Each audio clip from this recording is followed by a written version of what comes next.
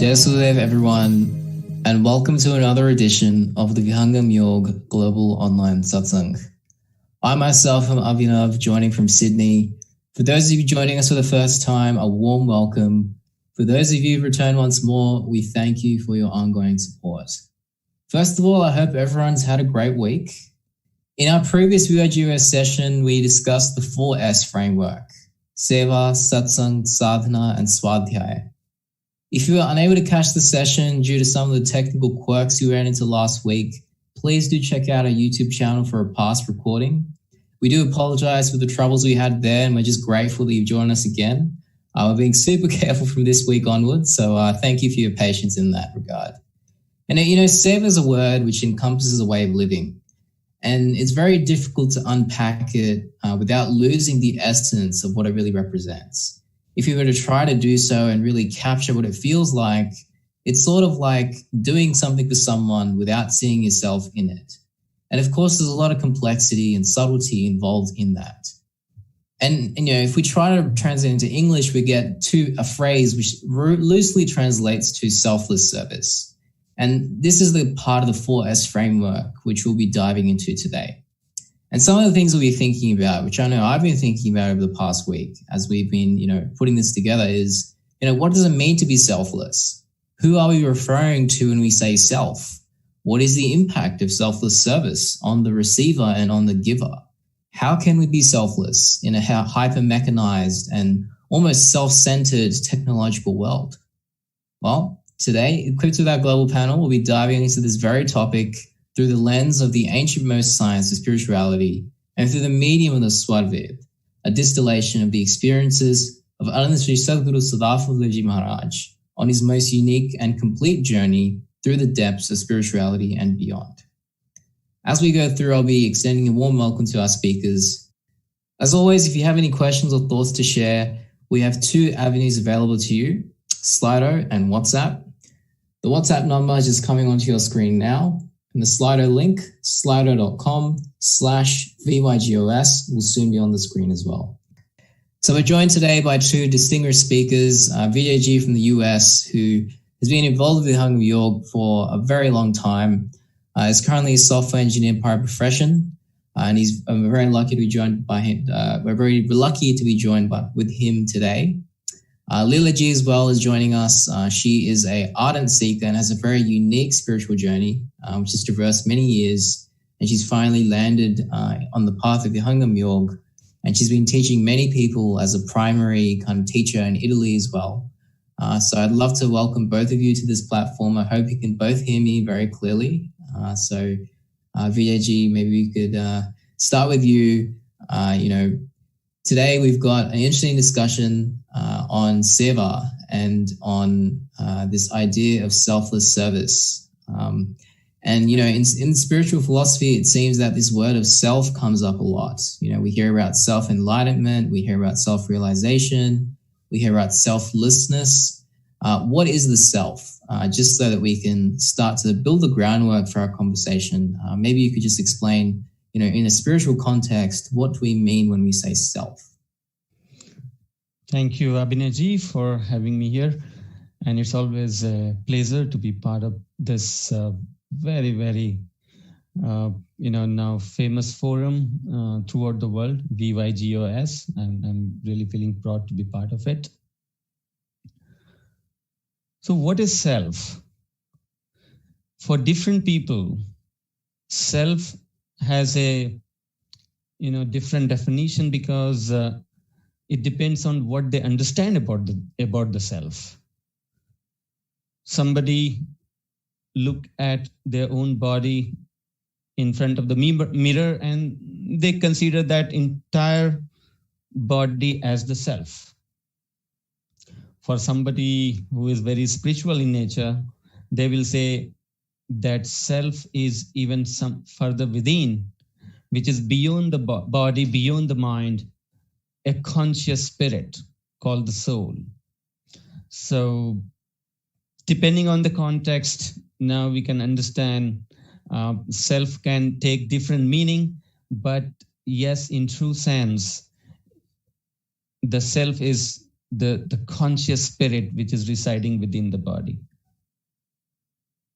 Yeah, and I think that's a very important point you've made there, which is, everyone has a different experience of this concept. And I think, as people are, let's say, reconnecting with what the ancients have left us, I think we've started to understand better that, the more still we become, the more subtle we become, the more elevated our sense of self becomes. And, gradually, we can start to understand what these words like self-consciousness and self-awareness, self-control, what these all mean.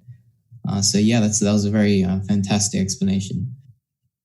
Now, we've got this idea of selflessness. So what does it mean to be selfless? And is it possible to be selfless?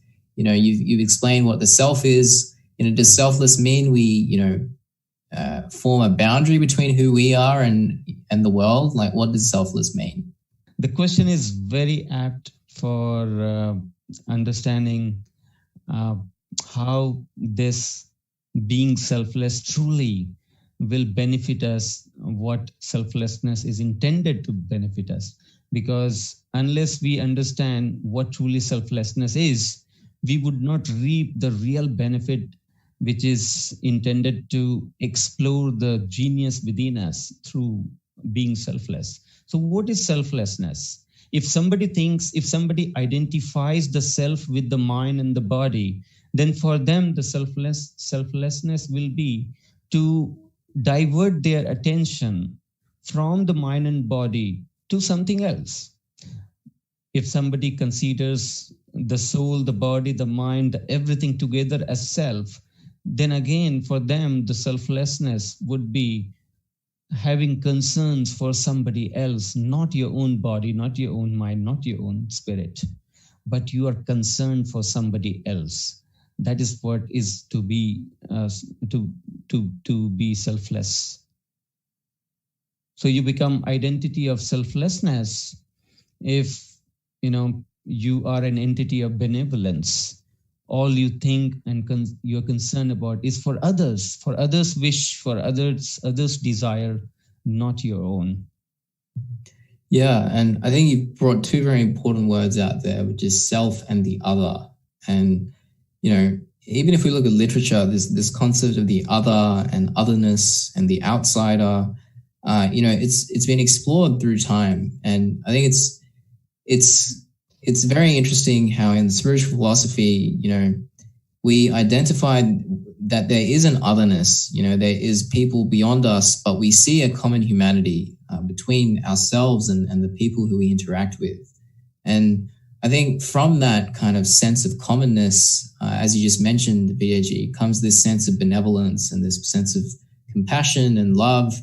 And, as we're starting to discuss this further, I'd love to understand from you, Vijay, until we get Leela ji online, what is an example of selfless behavior in your view? How can we as listeners start to really understand this concept better? What is an example of selfless behavior? Yeah, so when your intention is not to expect anything in return in any form of actions or behavior that you do, that is where the selflessness is being reflected. For example, if you're passing by a road, you're jogging over there and you saw an old age people trying to cross the road and finding it hard because of the heavy traffic, and you just extend your help without expecting even a thank you from that guy, because just out of your mercy you went ahead and just helped that aged person to cross the road. That's a way of showing your selfless etiquette.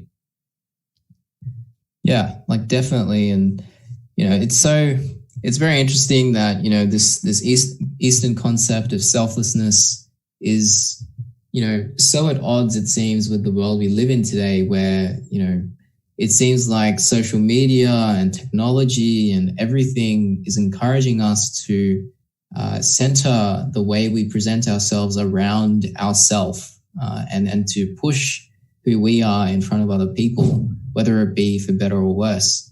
And I think you've mentioned a great example there of, not expecting anything in return. And the next question I had to ask was, what is the impact of selflessness on the person who is, let's say, enacting selfless behavior and on the person who is receiving it? You've just mentioned that we shouldn't expect anything. Would it be accurate to say the impact of selflessness on a person who is being selfless should be nothing, and the person who's receiving it should have a positive impact? Yeah, this is very subtle now. Of course, the person who is the beneficiary of selfless act is definitely going to be empowered more than what he can do, or not only empowerment, but also convenience. Sometimes we don't bother others by controlling our emotions. So that also is a kind of service to that fellow. So of course, the beneficiary is always at gain when the selfless act is performed. But the guy who is performing the selfless act, if you want to measure what he got in return in terms of material or any other measurable entity, the gross entity wise, you won't be able to figure it out. You would really feel that, yes, this guy truly did a selfless act. But is it, if we go further deep, if you attach self being the spirit, then we, in that subtle understanding, what we get is right now our spirit is very tied up with the false identity, and untying the spirit from the identity of the body and mind and the greed of the body, greed of the mind. You're so much tied to the lust, the anger, the greed, the emotions. There are different kinds of bondages which is disturbing the self that we are. So by performing these kind of selfless act, what the spirit gets is they are able to untie from these different diversions, because they just lose, they just stop feeding the fuel to the lust, the ego, and the other evils of mind by doing the selfless act, because all they do is for others, not to feed these evils of the mind. So that's how at least soul makes itself stronger than the evil of the mind, and is able to fight against them by performing such kind of selfless act. Yeah, that's such a beautiful way of putting it. And, as we start to put all this together, we talked about selfless and a bit about service. And when we put them together, we arrive at Seva and the main focus for the day, which is Seva, one of the main components of the 4S framework. And I think we've started diving into it further and further. How would you say that Seva is defined or, brought forth in, books like the Swarved? How is it defined by the master, by spiritual seekers? Does it contain all these aspects of selflessness, or is there more to it? In fact, it has more to it. When you talk about Seva that is discussed in Swarved, there is still one thing which is a botheration for the self in such so-called selfless act. For example, if somebody chooses to go on the street and start helping a poor or the underprivileged folks, there is high chance that because the I is involved in all the selfless act that you're doing, there's a high chance that you will feel attached to either your action or the people who are beneficiary of your action. You will most likely strengthen your emotional disturbances when you are owning your own act. So Swarved takes the selfless service even to the next level. Swarved teaches the formula of even disowning your act. By what means? By saying that it is not you who are doing this, but it is the master who is doing this, and you are just his hand and leg. You are just obeying the commandment of the master for performing all these selfless acts. So you're not even the owner of your action. By taking your selfless act to this great level where you attach only to your master, not to your action, takes you even further in the level of detachment from all different sort of disturbances, including the emotional disturbances. This is where Swarved, truly define the forest framework, which if one,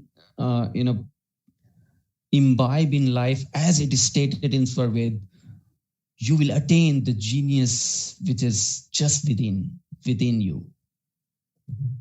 Yeah, and it's such a beautiful message as well, because, I was actually talking to one of my, fellow seekers just a couple of weeks ago, and we were talking about how in difficult moments of life we found that when we empty ourselves and let our master, our guide, be the person who moves us towards something, and we get rid of let's say ourself, then we've often found in our personal experiences that those very dark times become full of light, and they become very much easier to navigate. And I think you've really hit the nail on the head there in terms of capturing that feeling of being guided and being moved towards something, not by just your own concept of the world, but by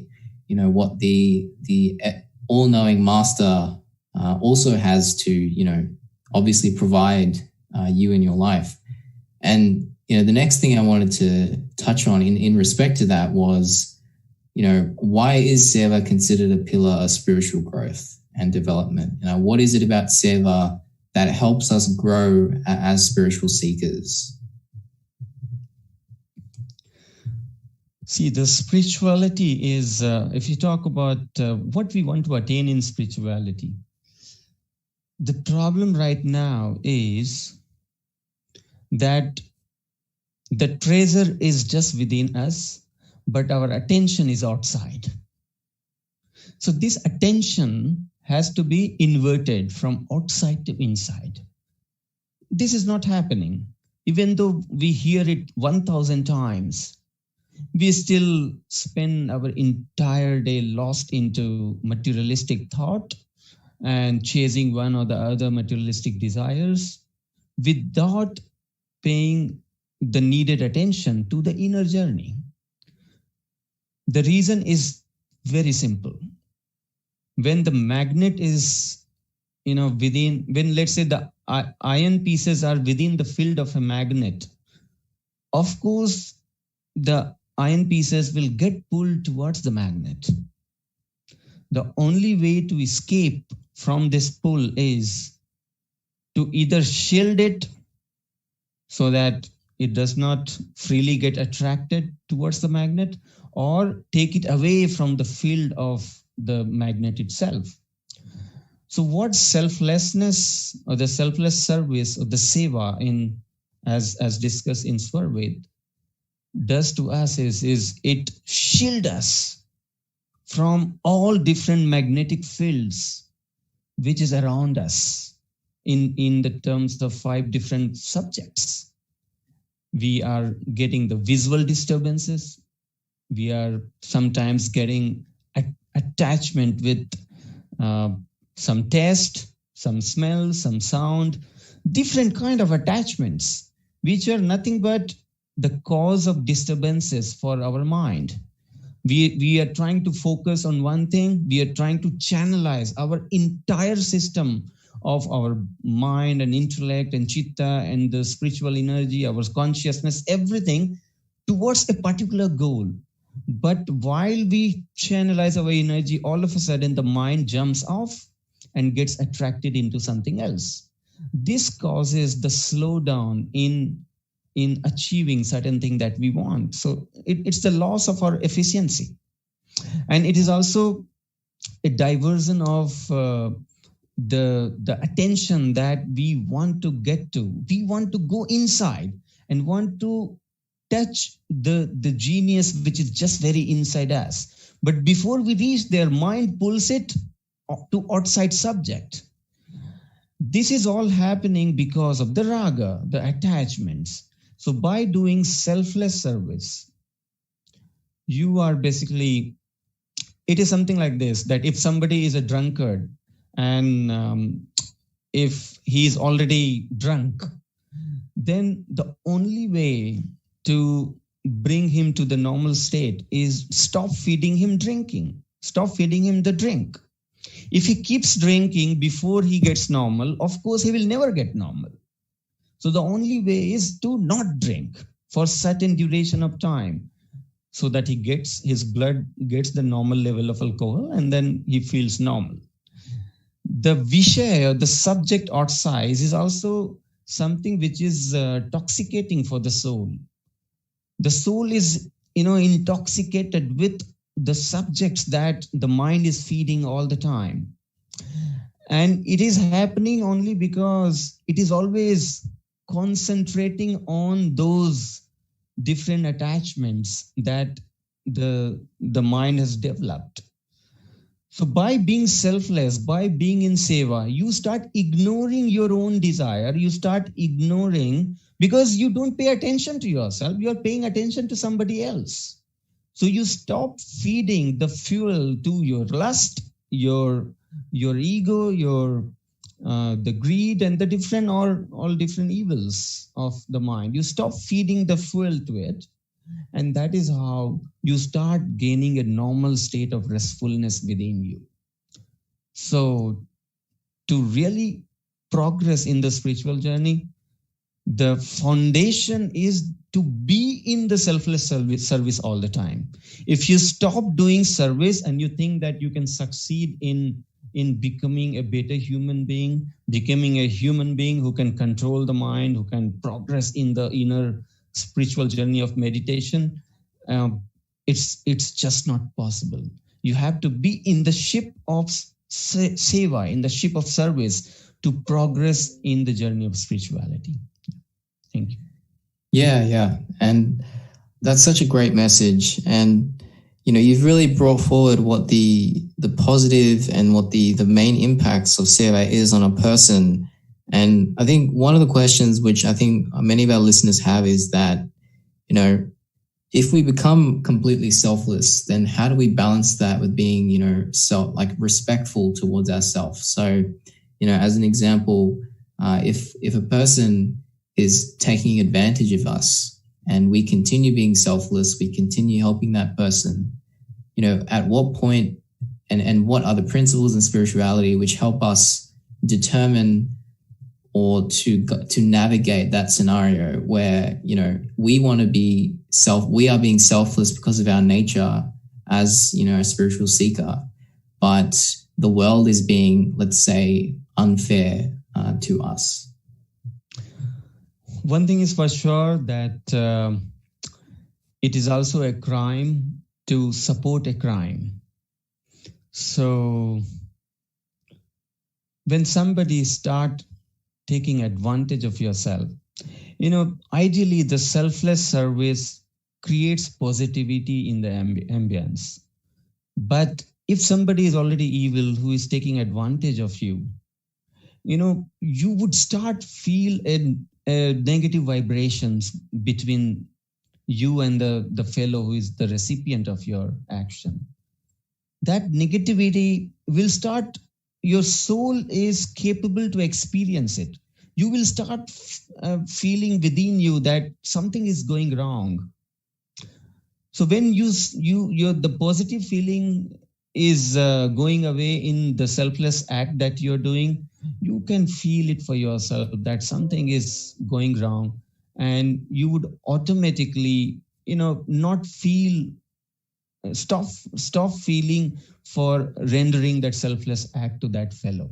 So it is very natural. I cannot express it in word, but if you are right, if you are very righteous from within, your soul will always reject the thing which is not in favor of the purity. Yeah, that's a very comforting thing to know because, as people who are trying to progress on this path in, a very, let's say, complex modern environment, it's comforting to know that we have these intuitions within us, and we just have to tap into the inner intelligence we have. And, we've kind of discussed why Seva is so important, but how does one perform Seva? There's this concept in the modern world that the only way to do Seva is to donate money, is to help the underprivileged. What does spirituality define as Seva? Like, what is an act of Seva by the Swarved or by the principles of Vihangam Yoga? How can we do Seva? Yeah, this is very deep, actually, because, Seva, as we understand, is not only to serve the needy one, the poor one, but Seva is also a way of giving respect to others. In the sense, if you have somebody who you respect and they command you to do something without paying any attention to yourself, and in the sense that without taking it as a that without considering any harm to your ego, if you just go and do it for him, that is also Seva, that is also a service. So obeying the command of somebody who you respect is also a kind of Seva. Seva also takes a different level in terms of behavioral act as well, where, let's say, you know that if I reply back, I know that what I know will hurt him, and if I say him, it will hurt him, and you just keep quiet. That is also a Seva. You are trying to not hurt others so that he remains in convenient situation. That is also a Seva. Yeah, and it's so subtle, right? Like the behavioral aspect of Seva. And I remember I was listening to a very important, a very specific speech on this very subject, and what we learned from it was that even if someone is shouting at you and you do not respond, just as you mentioned, then that is also a form of Seva, because you are not allowing the negative energy to grow in that environment. And when we start to think about these things like positive and negative energy, the environment, I feel like at this point some of the other aspects of the 4S framework really come to light as well. And I'd love to understand with you, Vijay, like, how does Seva interact with, say, something like sadhana, where, sadhana, we attempt to become still and we attempt to become more aware of our environment. Would it be fair to say that the two work together to help us become a better sevak and a better sadhak at the same time? Absolutely, Abhinavji. It goes hand in hand. It's just like the bus cannot progress without all the wheels working perfectly. All right. So Seva is the shape through which the sadhana will progress. The sadhana, the vehicle of sadhana is Seva. In another word, vehicle of sadhana, vehicle of meditation is Seva. Only when you are in Seva, your consciousness is more equipped to turn inward in meditation. Otherwise, you sit for meditation and you're trying to control your mind, but mind is attached to different subjects. So it will keep running. You have not done enough to detach yourself from the external subjects. That is where the Seva come into play. In Seva, when especially the Seva that is defined in the context of Swarved, where it says, obeying the commandment of the master is Seva. Now the master may command you for the benevolent act. You are involved in serving somebody either by, let's say, awakening the wisdom within him, because he's just lost into the world, not knowing what will make him happy and where is the true source of happiness. So serving him by sharing the wisdom is also a Seva, and you're doing it under the commandment of the master. So when you're doing it under the commandment of the master, you're not owning that act, but by doing that, you are developing even more gratitude for the master. You're building up your relationship with the master because you're working under his commandment all the time. Now, this very relationship, this very gratitude for the master that develops within by being in the Sadguru Seva is the catalyst for meditation. So when you sit in meditation, imagine that you are a free bird. There's a high chance that you may get corrupted, because when you're free, anybody can corrupt you easily. But when you feel that, no, somebody bigger is watching me, I am being watched, you will be a little more careful. You'll behave well in front of somebody who you respect. So when you build this sense of gratitude for the master and you meditate within that canopy of gratitude, you always feel that my master is watching me. So you will always be better equipped to progress well undisturbed. The chances of corruption of your mind will reduce because of that gratitude for the master.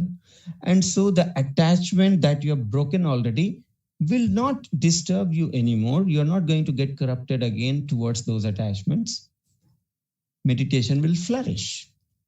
So meditation is based on the ship of Seva.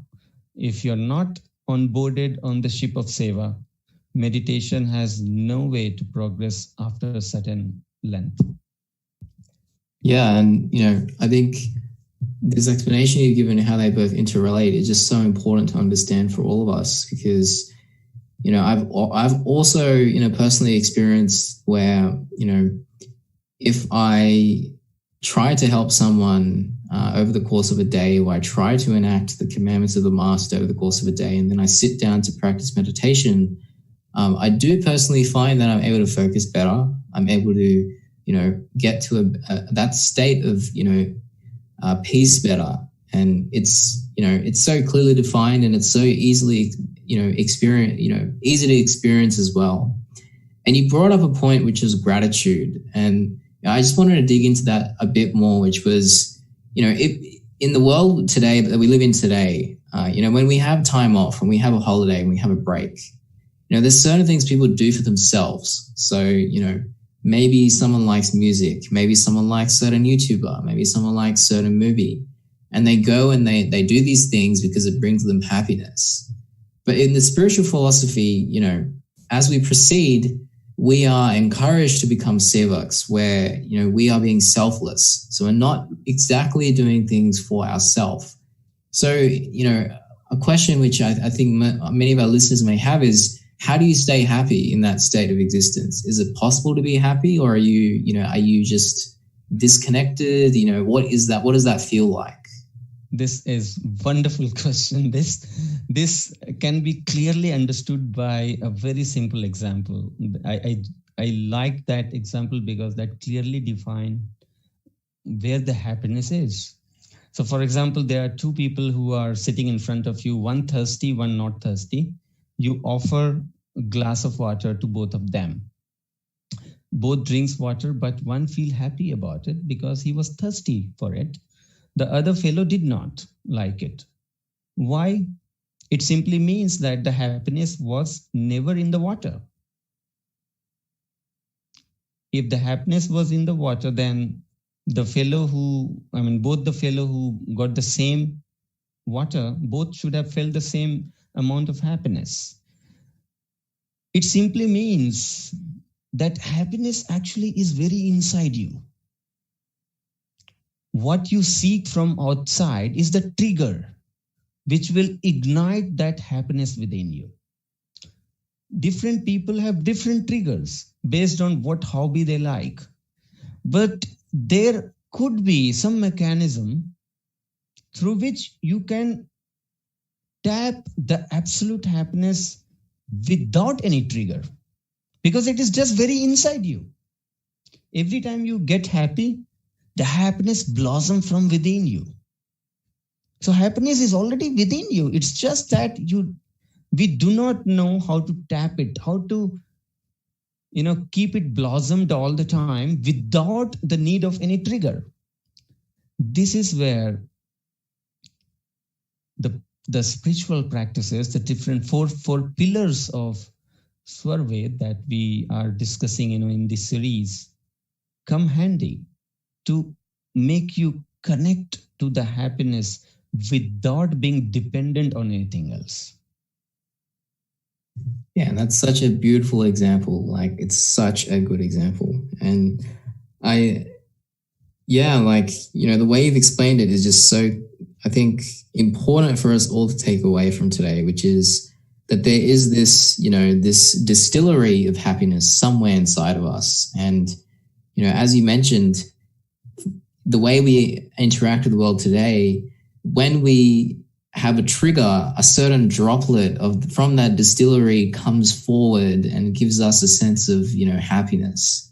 But if we can just become one with that distillery, which the spiritual masters are trying, guide us on, then, things can be so much better.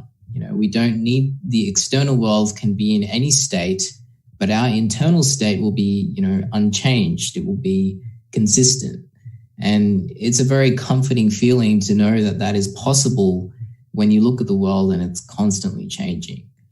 And, I'd like to end, Vijay, on one question, which is, we've heard about Seva, what it is, and what effect it has on our spiritual journey.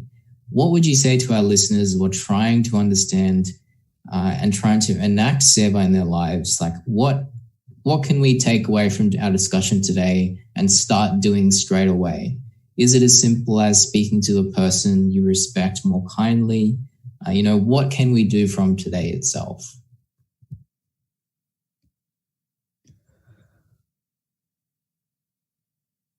It is, at least it depends on the level of the people, actually. If somebody who really feel that I'm very restless and I really want to, equip myself to be more efficient in my life. So what kind of seva can I do to do that aspect? I would say that if there is any bad habits that particular fellow has, which he knows that is very selfish in nature, that I look only for my benefit because of that habit. Something like, let's say, you and your spouse, you wake up in the morning and just because you're lazy, every time you are asking your wife to do certain things just because of your laziness. So start from there. Pick one or the other habit which is harming for others. If not harming, at least it is not good for you. So start leaving those habits. The seva begins from there. Let's spread the convenience to others, whether be it your spouse, be it your child, be it anybody in your family. Start from there. Let them feel that now you are being a help for them, not a burden for them. Thank you so much for joining us today, Vijay. I think you've brought forward so many important points And I think, I really hope that our listeners today are able to take away exactly what you mentioned, which is to start small and to go deeper. So thank you so much for joining us today, Vijay. I really hope we're able to, have another conversation very soon. Thank you. Yeah, thank you, Vijay. So with that, we've come toward the end of another week on the Vihangam Yoga Global Online Satsang. I think today was a very enlightening discussion with Vijay, and of course, we'll be continuing this with Leela ji and our other speakers next week. But I think the most key thing that we can all take away today is that, spirituality, as complex as people think it is, it's very, it is the art of simplicity and the lifestyle of simplicity. And Seva, you can think of it as I need to earn billions of dollars and give it away.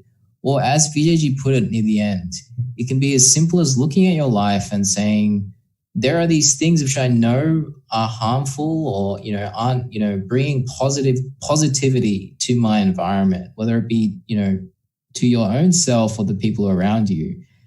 And Seva is this appreciation and this recognition that there are certain things like that. And it's taking the pledge that, you want to change that.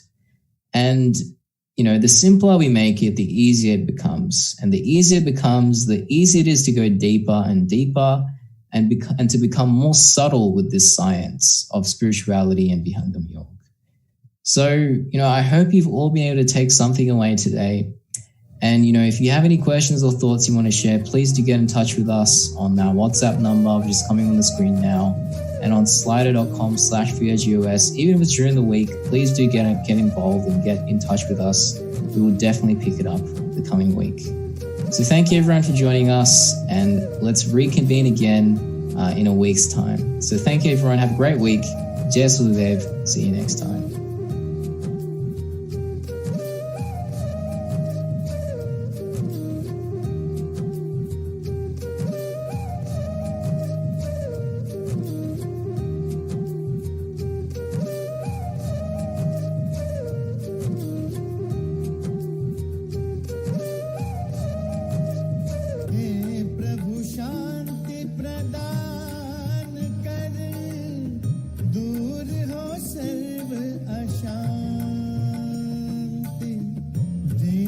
सदा फल शांतिमय शांति शांति सुख